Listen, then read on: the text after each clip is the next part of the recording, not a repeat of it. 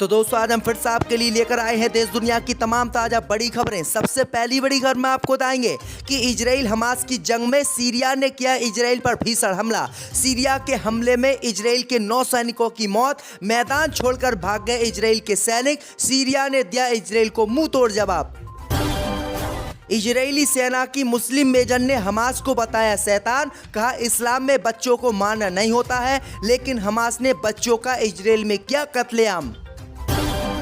Gaza में fuel की कमी से 6 अस्पताल हुए बंद, WHO ने कहा 1000 लोग डायलिसिस पर हैं, राहत सामग्री में तेल नहीं मिल रहा है।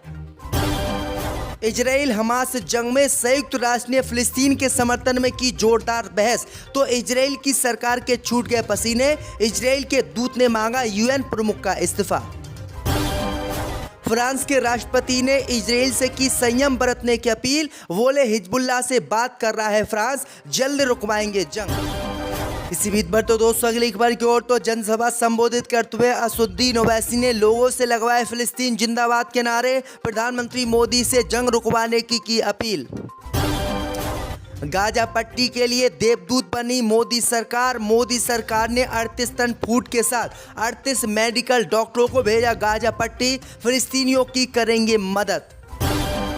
तो दोस्तों सभी खबरों को आपको एक एक कर बताने वाले हैं, वीडियो को लाइक कर चैनल को सब्सक्राइब कर दें। इसी बीच पर तो दोस्तों अगली खबर की ओर, तो इजराइल हमास की जंग में मुस्लिम देश सीरिया की हुई एंट्री, सीरिया ने हमास का साथ देते हुए इजराइल पर दागे रॉकेट, इजराइल की सेना थर थर कांपी।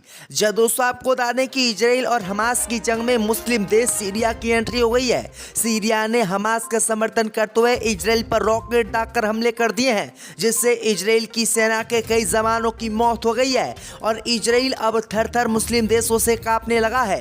दरअसल आपको बता दें कि मुस्लिम देशों के मना करने के बाद भी इजराइल की सेना लगातार हमास और गाजा पट्टी पर हमले कर रहे थे। इसी का बदला लेते हुए सीरिया ने यह मुंहतोड़ जवाब इजराइल को देते हुए इजराइल पर रॉकेट दाग दिए हैं, जिससे इजराइल की सेना अब खून के आंसू बहाने शुरू कर रही है। दरअसल आपको बता दें कि इजराइल एक तरफ तो ईरान से घिरा हुआ है और ईरान भी लगातार इजराइल को धमकी दे रहा है, तो अब दूसरी तरफ सीरिया से भी संघर्ष इजराइल का शुरू हो गया है और सीरिया ने भी इजराइल पर रॉकेट दाग दिए हैं।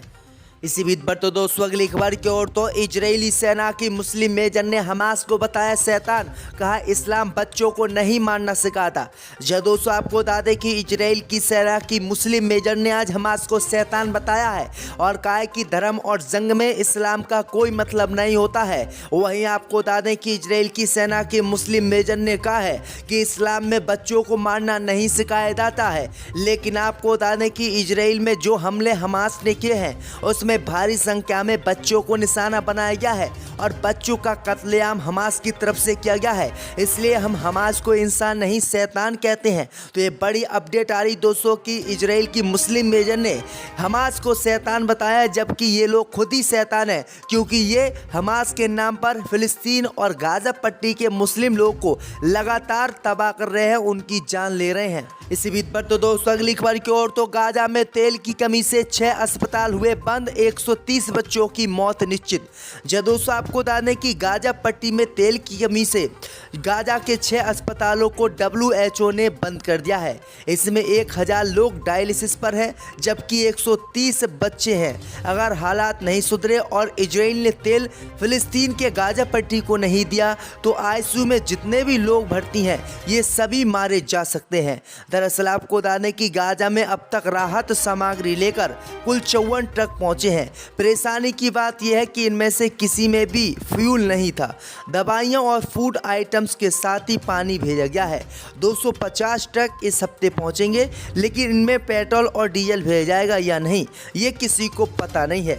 दरअसल आपको बता दें कि लगातार WHO इजराइल से तेल भेजने के लिए गाजा पट्टी में मांग कर रहा है, लेकिन इजराइल इसकी सुनने के लिए तैयार नहीं है। इसी बीच पर तो दोस्तों अगली खबर की ओर, तो इजराइल के विरोध में असदुद्दीन ओवैसी ने लगाए फिलिस्तीन जिंदाबाद के नारे। नारे, प्रधानमंत्री मोदी से युद्ध रोकने की अपील। दोस्तों आपको बता दें कि इजराइल और फिलिस्तीन के संगठन हमास के बीच चल रहे युद्ध में दुनिया दो धड़ों में बटी हुई है। इस बीच आपको बता दें कि कुछ लोग इजराइल का समर्थन कर रहे हैं तो कुछ लोग फिलिस्तीन का समर्थन कर रहे हैं। इस बीच असदुद्दीन ओवैसी जो AMM के चीफ हैं, उन्होंने फिलिस्तीन का समर्थन किया है। दरअसल आपको बता दें कि असदुद्दीन ओवैसी ने एक जनसभा को संबोधित करते हुए फिलिस्तीन जिंदाबाद के नारे लोगों से लगवाए। असदुद्दीन ओवैसी ने इसी दौरान प्रधानमंत्री मोदी पर निशाना साधा। असदुद्दीन ओवैसी ने प्रधानमंत्री मोदी पर निशाना साधते हुए फिलिस्तीन और इजराइल की जंग को रुकवाने की अपील की है। असदुद्दीन ओवैसी ने कहा है कि प्रधानमंत्री मोदी ने G20 समिट का सम्मेलन किया है और इसलिए प्रधानमंत्री मोदी का दायित्व बनता है कि वो इजराइल और हमास की जो जंग है उसको रुकवाएं, क्योंकि हमास में हजारों बेगुनाह लोगों की मौत हो रही है और इजराइल लगातार बमबारी कर रहा है। इसी बीच पर तो दोस्तों अगली खबर की ओर, तो इजराइल हमास की जंग के बीच फिलिस्तीनियों ने दुनिया से कहा, इजराइल हमें दुनिया से मिटाना चाहता है लेकिन हम जिएंगे। दोस्तों आपको बता दें कि इजराइल और हमास की जंग अब भी ख़त्म होने का नाम नहीं ले रही है और वहां पर खाने पीने की किल्लत हो रही है।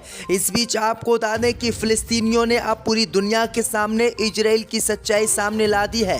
फिलिस्तीनियों ने कहा है कि इजराइल हमें दुनिया से मिटाना चाहता है लेकिन हम मिटेंगे नहीं, हम जिएंगे। फिलिस्तीनियों ने इजराइल से पूछा है कि आपने बेकरी, अस्पताल पर बम गिराकर क्या हासिल किया है? आपने हजारों मासूमों की जान ली है अस्पतालों पर बम गिराकर, आखिरकार आपको इससे क्या हासिल हुआ? फिलिस्तीनियों ने कहा है कि इजराइल हमें दुनिया से मिटाना चाहता है, हमारी हत्या युद्ध के नाम पर करना चाहता है और पूरे फिलिस्तीन और गाजा पट्टी पर इजराइल कब्जा करना चाहता है। तो ये बड़ी अपडेट आ रही दोस्तों कि अब देखते हैं कि दुनिया इनके लिए क्या करेगी। इसी बीच पर तो दोस्तों अगली खबर की ओर, तो फिलिस्तीन के लिए देवदूत बना मोदी सरकार, 38 टन फूड के साथ फिर से भेजी मेडिकल सुविधा। दोस्तों आपको बता दें कि इजराइल में घुसकर फिलिस्तीन के द्वारा हमले के बाद इजराइल की सेना लगातार गाजा पट्टी पर हवाई हमले कर रही है और पिछले 18 दिनों से ये जंग जारी है। गाजा में रहने वाले लाखों फिलिस्तीनी नागरिक हमले की चपेट में हैं और भोजन, चिकित्सा समेत अन्य मूलभूत जरूरत उन तक नहीं पहुंच पा रही है। इस बीच मोदी सरकार ने पहले भी गाजा की मदद करके खाने पीने का सामान भेजा था, लेकिन अब एक बार फिर से मोदी सरकार ने फिर से गाजा पट्टी में मदद के लिए अपना दूसरा विमान भेजा है। दरअसल आपको बता दें कि केंद्र की मोदी सरकार ने गाजा के लिए 38 टन फूड के साथ मेडिकल की दवाइयां भेजी हैं। दरअसल आपको बता दें कि पहले जो हवाई जहाज फिलिस्तीन की मदद के लिए मोदी सरकार ने भेजा था उसमें सिर्फ खाने पीने की चीजें थी, लेकिन इस बार केंद्र की मोदी सरकार ने गाजा पट्टी के लिए मेडिकल सुविधा की दवाइयां और कई डॉक्टर को भेजा है और फूड भी भेजे हैं। तो ये बड़ी अपडेट आ रही दोस्तों की गाजा पट्टी की खुलकर प्रधानमंत्री मोदी मदद कर रहे हैं। इसी बीच पर तो दोस्तों अगली खबर की ओर, तो इजराइल हमास जंग पर संयुक्त राष्ट्र में जोरदार बहस, इजराइल के दूत ने मांगा UN प्रमुख का इस्तीफा। दोस्तों आपको बता दें कि इजराइल और हमास के बीच जंग लगातार जारी है। इजराइल ने हमास की तुलना ISI से की है और उसे गाजा में घुसकर खत्म करने की कसम खाई है। इस जंग में अब तक 6000 से ज्यादा लोग जान गंवा चुके हैं। वहीं मंगलवार को संयुक्त राष्ट्र सुरक्षा परिषद में भी इस जंग को लेकर जोरदार बहस देखने को मिली। इजराइल, अमेरिका, फिलिस्तीन सभी देशों के प्रतिनिधियों ने इस मुद्दे पर कई गंभीर बयान दिए। सुरक्षा परिषद की बैठक में इजराइल के विदेश मंत्री एली कोहन ने कहा कि 7 अक्टूबर को हुई घटना पूरी स्वतंत्र दुनिया के लिए एक चेतावनी है।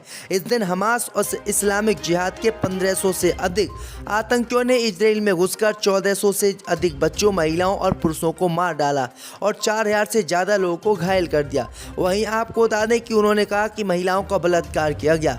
इसलिए अब इजराइल की सरकार UN प्रमुख से लगातार जो है फिलिस्तीन पर हमले जारी रखने की मांग कर रही है, लेकिन संयुक्त राष्ट्र ने ये मांग उनकी मानने से इनकार कर दिया, जिसके बाद इजराइल के दूत ने UN प्रमुख से इस्तीफा ही मांग लिया। इसी बीच पर तो दोस्तों अगली खबर की ओर, तो फ्रांस के राष्ट्रपति मैक्रोन ने इजराइल से संयम बरतने की अपील, बोले हिजबुल्लाह से बात कर रहा है फ्रांस। जदोस आपको बता दें कि फ्रांस के राष्ट्रपति इमैनुअल मैक्रोन ने इजराइल पर 7 अक्टूबर को हुए हमास के हमले के बारे में इजराइल के राष्ट्रपति से बातचीत की है और कहा है कि ये लोग केवल इसलिए मारे गए हैं क्योंकि वे यहूदी थे और क्योंकि वे शांति में रहना चाहते थे। वहीं आपको बता दें कि यरूशलेम में राष्ट्रपति निवास पर राष्ट्रपति मैक्रोन ने कहा कि फ्रांस जल्दी हिजबुल्लाह से बातचीत करेगा और हिजबुल्लाह से हमारी बातचीत हो भी रही है और इजराइल की सेना हिजबुल्लाह सहित गाजा पट्टी पर हमले कम करे क्योंकि इसमें निर्दोष लोगों की जानें जा रही हैं। उन्होंने कहा कि हम हिजबुल्लाह से बातचीत करके इस जंग को रुकवाएंगे और फिर हम हमास से भी बातचीत करेंगे। इसी बीच पर तो दोस्तों अगली खबर की ओर तो गाजा के अस्पतालों में टुकड़ों में आ रहे हैं सब, दफनाने के लिए कफन तक नहीं, डॉक्टर टॉर्च की रोशनी में ऑपरेशन करने को मजबूर। दोस्तों आपको बता दें कि इजराइल हमास की जंग में फिलिस्तीनियों का कहना है कि इजराइल गाजा के अस्पतालों समेत रिहायशी इलाकों में हमला कर रहा है। यहाँ अल अक्सा अस्पताल के एक डॉक्टर ने कहा कि शवों की संख्या बढ़ती जा रही है, इन्हें रखने की तो ना तो जगह बची और ना ही इन्हें दफनाने के लिए कफन है। उन्होंने कहा कि गाजा में हालात बेहद नाजुक हैं, हमारे पास सब टुकड़ों में आ रहे हैं, उनकी पहचान भी नहीं हो पा रही है। दूसरी तरफ इजराइल की तरफ से होने वाली बिजली ईंधन की सप्लाई रोक दी गई है, इससे अस्पताल में बिजली नहीं है और डॉक्टर टॉर्च की रोशनी में इलाज चलने को मजबूर है। यहाँ फ्यूल की कमी भी है जिस वजह से जनरेटर नहीं चल रहे हैं।